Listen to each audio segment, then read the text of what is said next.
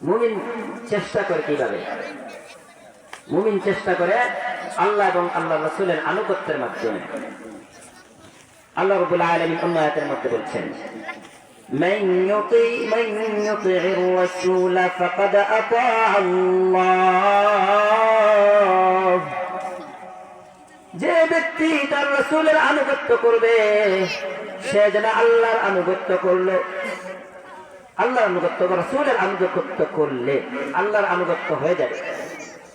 অন্য আয়াতের মধ্যে আল্লাহ রাব্বুল আলামিন বলছেন, কুল ইন কুনতুম তুহিব্বুনাল্লাহ ফাত্তাবিউনি ইউহিব্বুকুমুল্লাহ ওয়া ইয়াগফির লাকুম যুনুবাকুম ওয়াল্লাহু গফুরুর রহিম।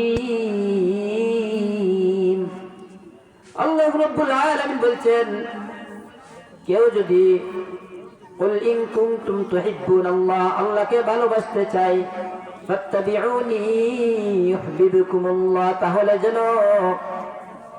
তার রাসূলকে ভালোবাসে, তার নবীকে ভালোবাসে, তাহলে আল্লাহর ভালোবাসা পেয়ে যাবে।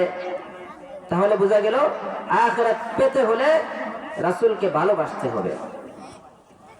আর যদি রাসূলকে ভালোবাসার পদ্ধতি অনুযায়ী ভালোবাসি তাহলে আখিরাত পাবো, আর পদ্ধতি ভিন্ন রাসূলকে ভালোবাসলাম আখিরাত পাবো না। রাসূল সাল্লাল্লাহু আলাইহি ওয়াসাল্লাম যা কিছু নিয়ে এসেছেন এই দুনিয়াতে এবং যাহা কিছু প্র্যাকটিক্যালি দেখাইছেন, সাহাবায়ে কেরাম যাহা কিছু করেছেন, এইভাবে যদি আমরা আমল করতে পারি রাসূলের ভালোবাসা হবে। আর এইভাবে যদি আমল না করে নতুন বিষয় আমরা নিয়ে আসলাম আর বললাম যে এটা নবীর আশিকে করেছি, নবীর মহব্বতে করেছি, তাহলে রাসূলের ভালোবাসা হবে না। যেমন আল্লাহ রাসূল সাল্লাল্লাহু আলাইহি সাল্লাম অন্য একটি হাদিসের মধ্যে বলেছেন, তোমরা এমন ভাবে নামাজ পড়ো যেইভাবে আমাকে নামাজ পড়তে দেখেছ। অর্থাৎ আমি যেইভাবে সালাতের মধ্যে দাঁড়িয়েছি সেইভাবে তুমিও দাঁড়াইছো, যেইভাবে রুকুর মধ্যে আমি গেছি সেইভাবে তোমরাও রুকুতে গেছো, যেইভাবে আমাকে পড়তে দেখেছো সেইভাবে তোমরা সালাত আদায় করবে। এখন যদি সেইভাবে আদায় না করে রাসূল সাল্লাল্লাহু আলাইহি সাল্লাম হাত উপরে উঠাইছেন, তাকবীরে তাহরিমার সময় কান বরাবর হাত উঠাইছেন, আমরা কান বরাবর হাত উঠাইলাম না, তাহলে রাসূলের আনুগত্য হলো না। রাসূল সাল্লাল্লাহু আলাইহি সাল্লাম হাত রেখেছেন, রাওয়ায়াত ভিন্ন আছে, আমরা হাত রাখলাম না, তাহলে রাসূলের পুরোপুরি আনুগত্য হবে না। তাহলে বোঝা গেল রাসূলের পুরোপুরি আনুগত্য যদি আমরা করতে পারি তাহলে আমরা জান্নাতে যাইব, আর পুরোপুরি আনুগত্য না করতে পারলে আমরা জান্নাতের ঘ্রাণও পাবো না। আল্লাহ রাসূল সাল্লাল্লাহু আলাইহি সাল্লাম একটি হাদিসের মধ্যে বলেছেন, আল্লাহ রাসূল সাল্লাল্লাহু আলাইহি সাল্লাম একটি হাদিসের মধ্যে উল্লেখ করে দিয়েছেন, কিয়ামতের ময়দানে আল্লাহ রাব্বুল আলামিন তার হাবিব সাল্লাল্লাহু আলাইহি সাল্লামকে সুপারিশের অনুমতি দিবেন, সুপারিশ করার জন্য বলবেন। আল্লাহ রাসূল সাল্লাল্লাহু আলাইহি সাল্লাম সুপারিশ করে অনেককে জান্নাতে নেবেন। হঠাৎ করে একদল আল্লাহ নবীর সামনে আসবে হাউজে কাউসারে পানি খাওয়ার জন্য। আল্লাহ নবী সাল্লাল্লাহু আলাইহি ওয়াসাল্লাম হাউজে কাউসারে পানি পান করাইবেন। এমত অবস্থায় সামনের দিকে পর্দা পড়ে যাবে, আল্লাহ রাসূল তাদেরকে দেখবেন না। আল্লাহ রাব্বুল আলামিনকে বলবেন, ইয়া আল্লাহ, আমি তো আমার উম্মতদেরকে পানি পান করাইতাম, আজকে দেখতেছি না হঠাৎ করে পর্দার আড়াল হইল কেন? এত সময় তো আমাদের পানি কাছেই ছিল, আমার কাছে ছিল। আল্লাহ নবী সাল্লাল্লাহু আলাইহি সাল্লামকে তখন আল্লাহ রাব্বুল আলামিন বলবেন, এরা আপনার উম্মত দাবিদার কিন্তু খাঁটি উম্মত নয়।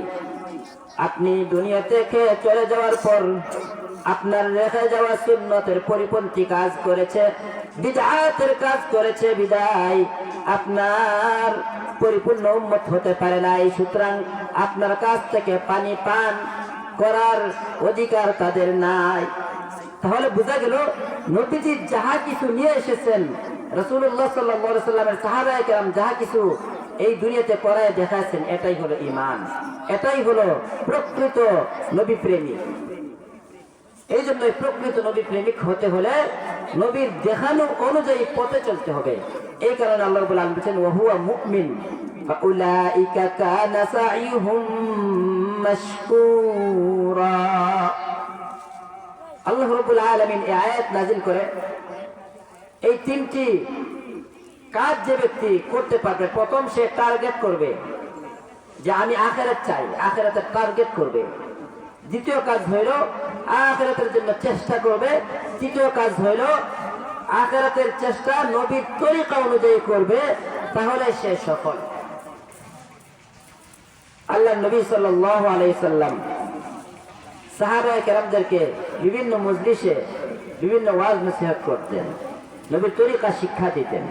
সাহাবায়ে কেরাম তাবিঈনদের কাছে তরিকা শিক্ষা দিতেন, তাবিঈনদের কাছে তরিকা শিক্ষা দিতেন, তবে তাবিঈন এর পরবর্তী তাদের কাছে তরিকা শিক্ষা দিতেন। এইভাবে বর্তমান উলামায়ে কেরাম সূত্র ধরে নবীজির থেকে এই তরিকা শিখে শিখে বর্তমান উলামায়ে কেরাম এই তরিকা সাধারণ মানুষদেরকে শিক্ষা দিচ্ছেন। এই তরিকা অনুযায়ী যদি আমরা চলতে পারি, আমাদের সিরিয়াল হবে নবী পর্যন্ত। নবী পর্যন্ত সিরিয়াল যদি আমরা পৌঁছতে পারি, আখিরাত আমাদের জন্য সফল। আল্লাহ রাব্বুল আলামিন এই আয়াত যে নাযিল করলেন, এই আয়াতে আমাদের জন্য অনেক শিক্ষা রয়েছে।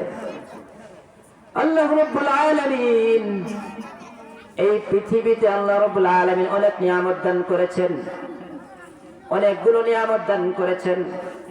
আমাদেরকে আল্লাহ রাব্বুল আলামিন হায়াত দিয়েছেন, আমাদেরকে আল্লাহ রাব্বুল আলামিন সুস্থতা দান করেছেন, আমাদেরকে মহান আল্লাহ রাব্বুল আলামিন চলাফেরার মতো তৌফিক দান করেছেন, অনেক কিছু দান করেছেন। এই সব কিছু নিয়ামত যদি আমরা আদায় করি, সব কিছু নিয়ামত আদায় করতে সারা জীবন যদি আমরা সেজদায় পড়ে থাকি, সব কিছু নিয়ামত আদায় হবে না। সারা জীবন সেজদায় পড়ে রইলাম, সব কিছু নিয়ামত আদায় হবে না। এই জন্যই প্রতিটি নিয়ামত পাওয়ার সাথে সাথে শুকরিয়া আদায় করতে হবে বারবার। আমাদেরকে আল্লাহ রাব্বুল আলামিন নামাজের তৌফিক দিয়েছেন, আলহামদুলিল্লাহ। আল্লাহ রাব্বুল আলামিন কথা বলার শক্তি দিয়েছেন, আলহামদুলিল্লাহ। আল্লাহ রাব্বুল আলামিন আমাদেরকে পানি পান করাইছেন, আলহামদুলিল্লাহ। এইভাবে পানি এমন একটি জিনিস, এই পানিকে আল্লাহ রাব্বুল আলামিন দুনিয়াকে পানির সাথে তুলনা দিয়েছেন। আল্লাহ রাব্বুল আলামিন অন্য আয়াতের মধ্যে বলছেন واضرب لهم مثل الحياة الدنيا كماء أنزلناه من السماء ماء। এই দুনিয়ার জীবনটি কামাইন আনজালনাহু মিনাস সামাই মাআ, আসমান থেকে যে পানি বর্ষণ হয়, পানি বর্ষণের এই দুনিয়ার জীবনটি এরকম। যেমন পানিকে আমরা মনে করি যে মানুষের পানি ছাড়া মানুষ বাঁচতে পারবে না, পানিকে জীবন মনে করি। এই পানি যদি আমাদের প্রয়োজন মতো ব্যবহার করি, তাহলে আমাদের জীবন রক্ষা হবে। আর এই পানি যদি প্রয়োজন থেকে অতিরিক্ত হয়ে যায়, মরণের কারণ হবে। যেমন আল্লাহ রাব্বুল আলামিন যদি বন্যা দিয়ে আমাদের প্রতি বাড়ি বাড়ি ঘরে ঘরে যদি হাঁটু পর্যন্ত পানি দিয়ে দেন, তাহলে এই পানি জীবন ছিল, কিন্তু পানিটা ক্ষতির কারণ হয়ে গেল। এইভাবে পানি বাড়তে বাড়তে যদি কোমর পর্যন্ত এসে যায়, পানিটা আমাদের জন্য জীবন ছিল, কিন্তু পানিটা ক্ষতির কারণ হয়ে গেল। কোমর থেকে এসে গড়াহমান যদি পানি এসে যায়, পানি ছিল জীবন, কিন্তু ক্ষতির কারণ হয়ে গেল।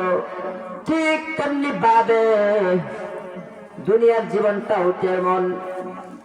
যদি আমরা প্রয়োজন অনুযায়ী দুনিয়াটা খরচ করতে পারি, দুনিয়াটা ভোগ করি, তাহলে আমাদের দুনিয়া হইল সফল।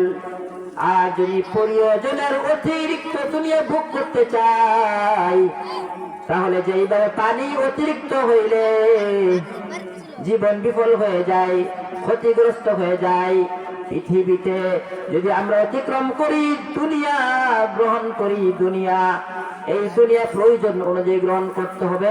যতটুকু আল্লাহ রাব্বুল আলামিন দিয়েছেন, যতটুকু আল্লাহ রাব্বুল আলামিন অনুমতি দিয়েছেন, ততটুকু গ্রহণ করতে হবে।